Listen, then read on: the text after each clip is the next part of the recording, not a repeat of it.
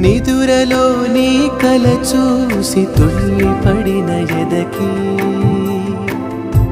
ఏ క్షణం ఎదురవుతావో జోల పాటవై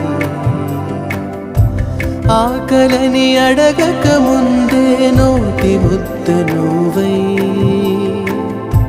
ఏ కథలు వినిపిస్తావో జాబిలమ్మ